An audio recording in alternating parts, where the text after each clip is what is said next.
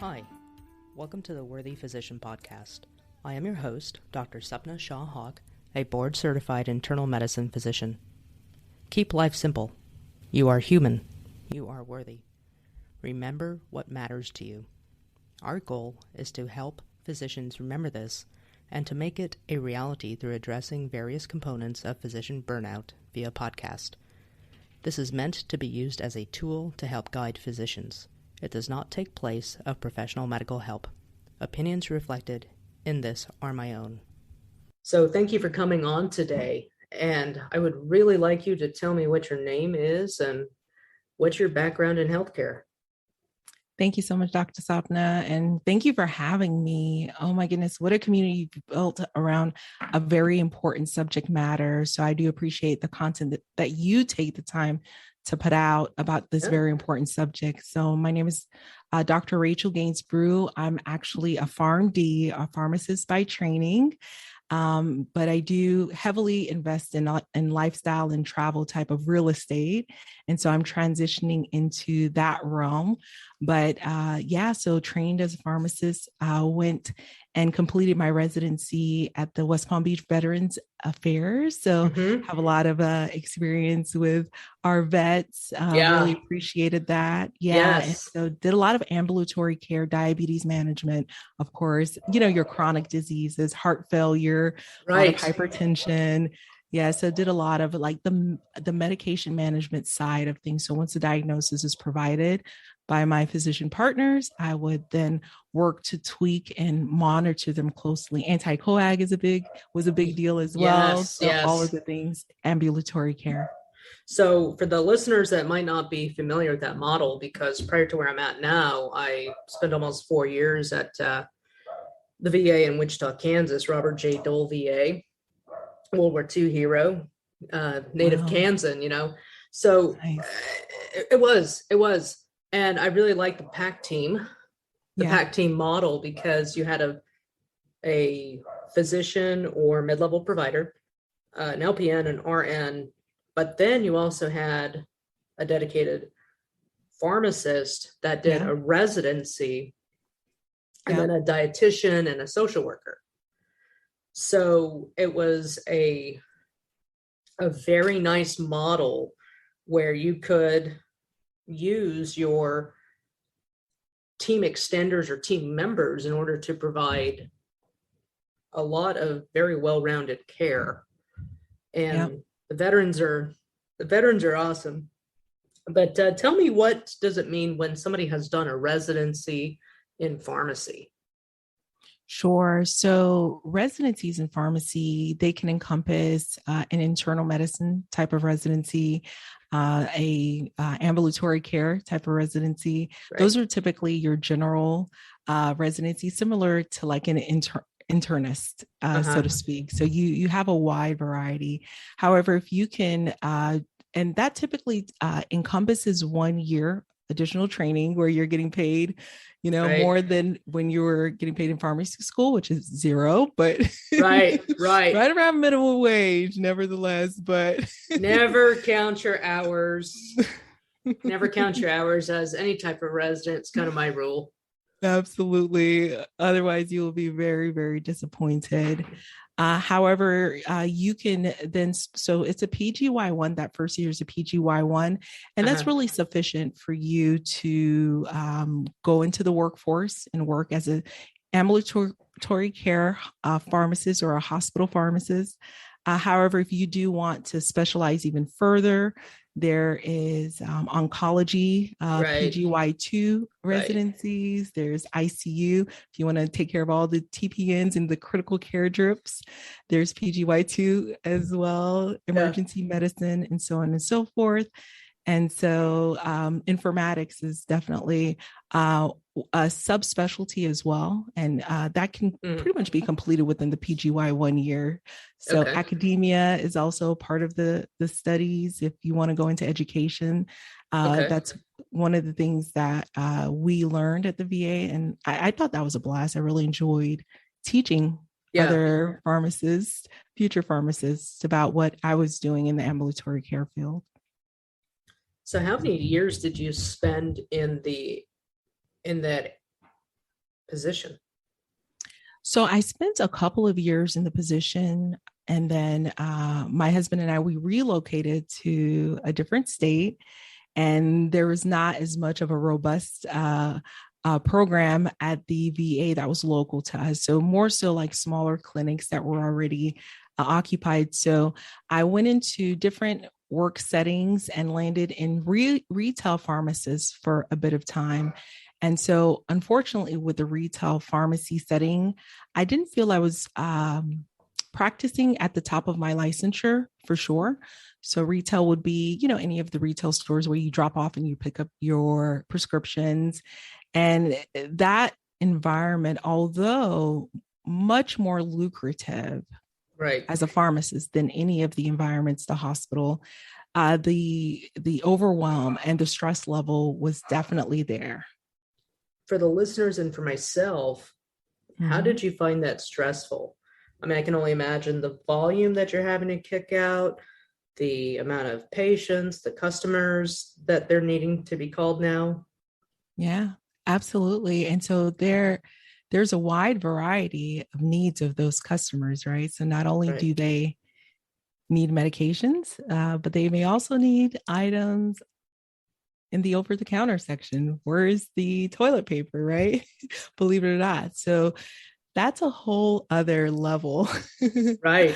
of, you know, of stress as well. So, in that setting, what's a little bit daunting is that not only are you beholden, to your oath as a pharmacist, Hmm. to provide safe medications and safe care, you're monitoring patients' drug interactions, disease interactions. There are drug age interactions. My little 75-year-old probably shouldn't be taking, certain Right. medications. So you're looking at all of those things. Pediatrics, we're doing a little bit of weight base for the antibiotics that are being prescribed from the emergency room. Sure. Newborn, we want to double check their weights to make sure they're not underdosed or overdosed. And and it varies from day to day because they're growing. And so amongst all of that, you also have retail type commercial metrics you're beholden to. How many phone calls did you make to push certain, prescription refills? How many renewals did you make? And it becomes daunting. And by the way, we have a vaccine program. We have a number of vaccines that there are metrics around that as well. And this is pre-COVID. There's meningococcal and all of the vaccines that you're responsible to administer as the pharmacist. And there's a drive-through that Right. has 8 vehicles, and the phones are ringing off the hook. And oftentimes it's just you and one other technician.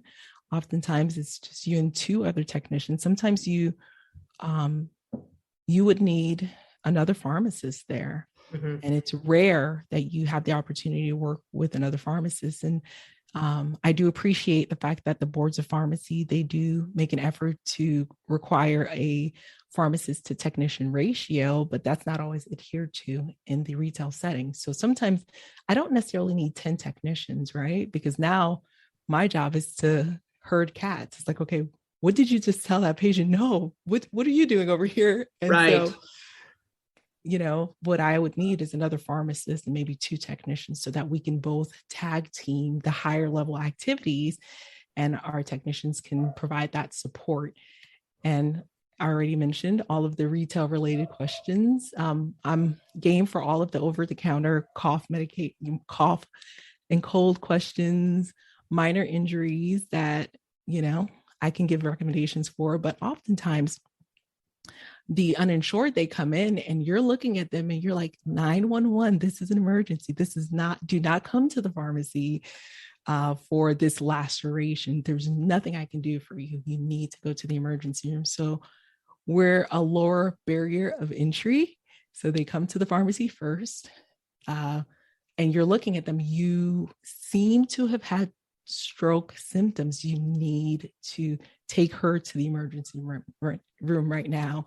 And so these are the things, that our healthcare system seems, looks like in that retail setting, it could be a bit daunting for sure. And see, a lot of these things that you've mentioned, I was not even aware of, such as someone going to the pharmacy for a laceration or stroke-like symptoms. That's Yeah. now I can understand if they go to like a store where they have like a minute clinic or an Right. urgent care. Right. But to go to the pharmacy and then also to have these metrics that pharmacists have to meet, Yeah. I didn't know about that. Yeah. So it makes it, yeah, it makes it very, very difficult. And quite unsustainable for a lot of pharmacists. Um, Dr. Stoff and I kid you not, my colleagues are sometimes on their way to work and they're crying, just legitimate, ugly crying on the phone driving to work. And it's heartbreaking. Wow. And so it's something that I take very seriously and it's something that's near and dear to me. And I encourage my colleagues all the time, get out of there. I wish I had an answer. Let's rally together and solve it. Let's create a strike. And that has been done before, but the effectiveness of that, I haven't seen. I Right. haven't seen it. Right. Now you said that you prior to this recording, you had shared with me that you had exited the world of pharmacy. Is that correct? Yeah. Yeah. So I exited in February. I've been practicing over 10 years, about 15 years. And there is a lot of, I would say, connection between, I think, me and my value as a healthcare professional, Mm-hmm. and I had been wanting to exit for a while.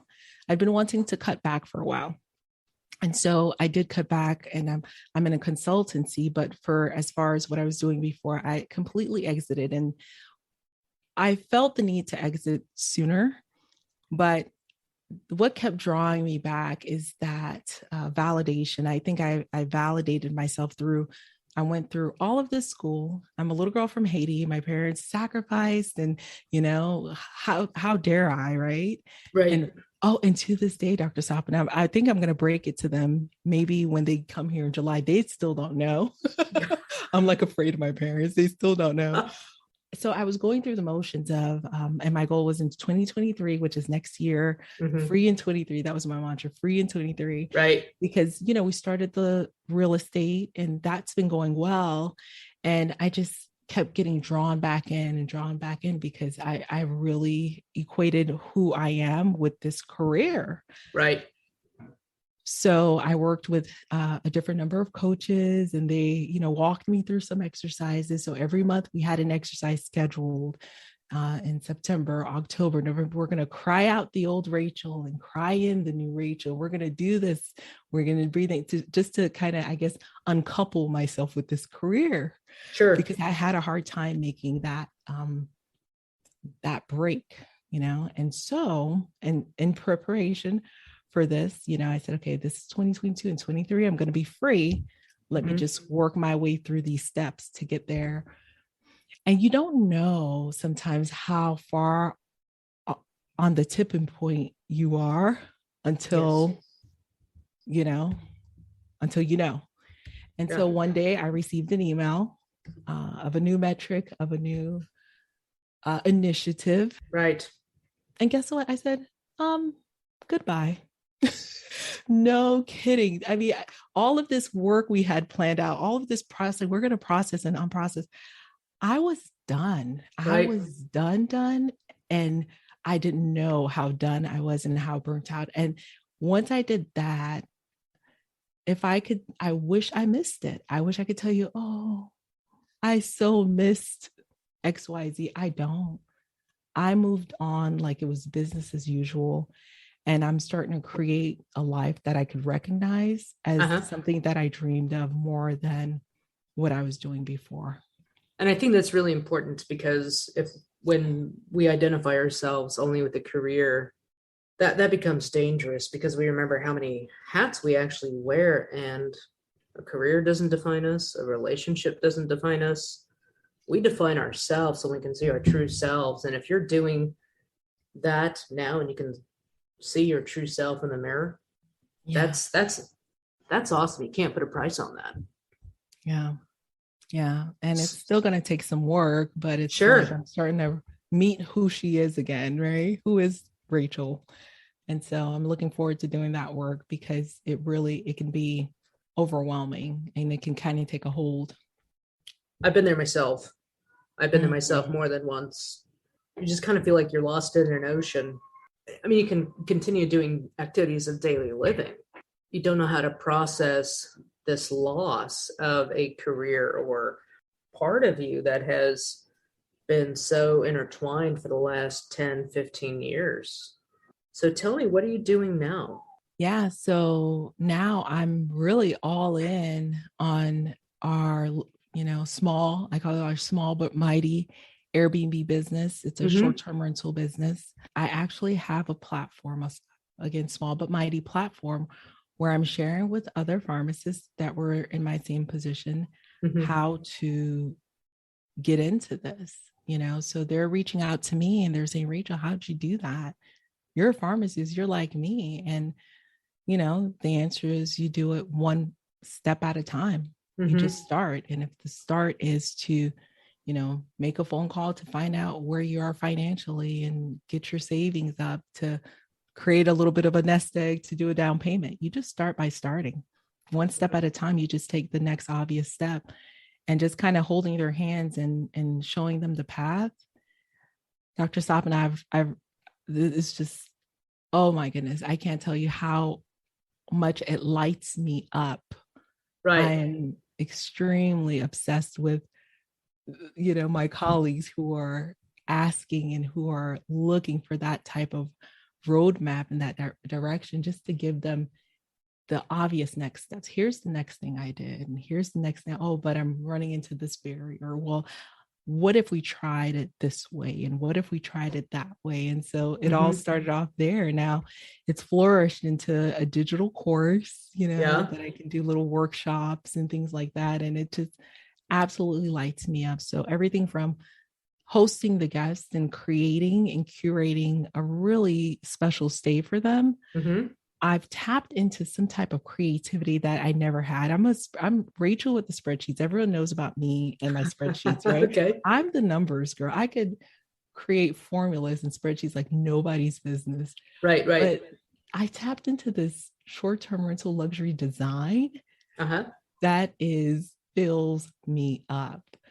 And then I think that resonates, that joy that I'm having is resonating with people. And they're, other healthcare professionals, pharmacists, doctors, psychotherapists, they're like, your energy, like, and that's pretty new for me, Right. this energetic, and it's when you're doing something you love and when you have the ability to say no to the things that drain you and yes to the things that light you up, that for me is living. Mm-hmm. I can see you smiling when you're talking about this. And that's kind of going back to one of our conversations we had prior to this, when you're chronically stressed, that really does fire up the sympathetic nervous system, Yeah. increases blood pressure, cortisol. I mean, Yeah. can throw you into panic attacks, have physical manifestations. And Yeah. then when you step back and you are doing something that you enjoy and you're starting to say, I can recognize myself again. I Yeah. don't know what that completely looks like now, but it's definitely, and I'm definitely in a better place. That definitely opens up a whole world of creativity because the mind becomes free. So, what type of space are you creating? And tell me more about your platform. Yeah, absolutely. And so it's uncanny, the creativity that comes from just being able to create that space, Mm-hmm. right? Create that space and time margin, time capital. Oh my goodness, there's nothing like it. And so the wheels are always turning for me. And so we started off with a property that is near our home. Okay. And this is a property that we cater to those who are traveling to the area to participate in the film industry. So I don't know if you're aware, but Georgia is now the Hollywood of the South, Yes. aka Yollywood. So Yeah. all the Marvel and all of that. And so um, we often have the opportunity to host cast and crew and the executive producers and those types of individuals. So we just wanted to create a space where we can host those individuals. But what we tapped into unexpectedly is that there is a population of individuals that require temporary housing Mm-hmm. due to their home going into escrow, and it's not quite ready for them to move in, so they may need 30 days in a furnished home Mm-hmm. uh, while they wait on that closing to complete. Unfortunately, there are individuals whose homes are inhabitable due to a fire or a flood. And Mm. so oftentimes the insurance companies reach out to us in order to utilize our homes to serve that population as well. And so what I had in mind when I was creating this home, it's a little bit of a larger home, 5-bedroom home, Okay. is I wanted to host multi-generational multi-families looking to reconnect with one another and reconnect Yes. with nature. Yes. That's And awesome. so, yeah, so as you take a mile, you walk a mile in the shoes of this particular guest avatar, is what I call it. You Mm-hmm. think about all of the things that they would need to make their stay very convenient, to make it, to kind of curate a space where they you can facilitate those connections, so whether it's a great outdoor space where they're sitting around a fire pit, or for the teenagers, a foosball table with a pool table, that kind of Mm-hmm. environment, the little ones.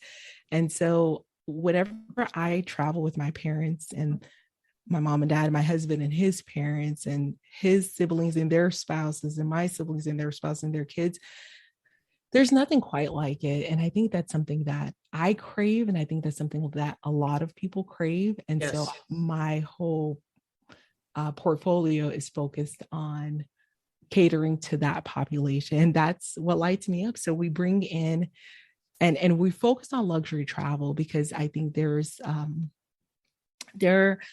extra zhuzhes you can put in a luxury accommodation that up levels the space. And from Sure. a profitability perspective, I'm looking at the numbers too, that Sure. helps to up level your revenue.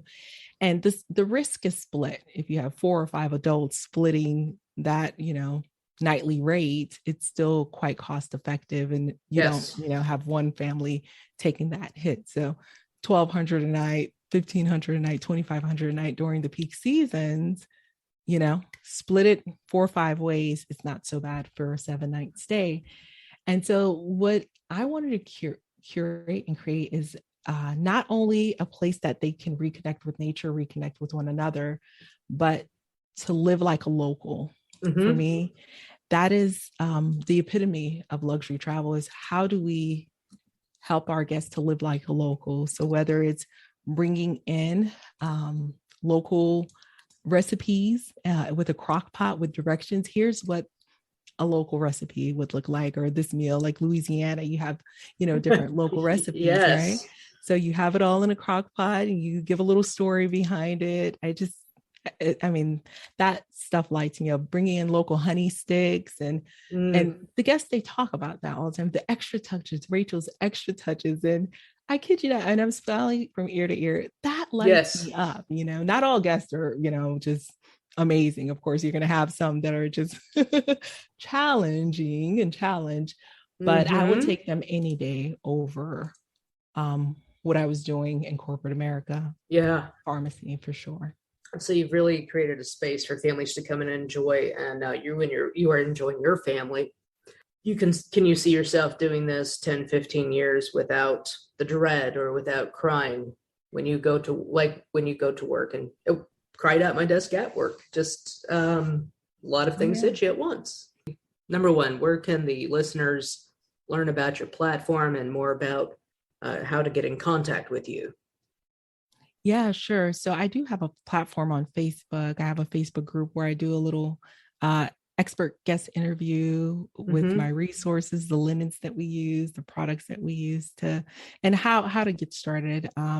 If they go to rachelbnb.com, Okay. that'll direct them to the Facebook group, RACHELBNB.com. That'll be the Okay. easiest way to connect and get them on the Facebook group so that they can see the other resources that I offer for free on a weekly basis for sure. And we do have a coaching if that's going to be a good fit for someone.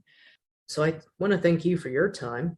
Last minute pearls do you have for any of the listeners? My last minute pearls are really in reference to wherever you are, you can start. You can start something that you're passionate about, real estate, or whether it's, having your own online health coaching program. There's so many avenues to start to move towards the things that light you up, to Right. envision what it looks like to say no to the things that drain you, and to start to tap into that, because I really wish I knew to tap into this design side of my it's a talent. I'm being told. My mother even asks, where'd you get that from? And I'm like, I don't know, but it turns out to be a talent. So tap into that artistic creative side, make space for it, make some room for it to discover what it is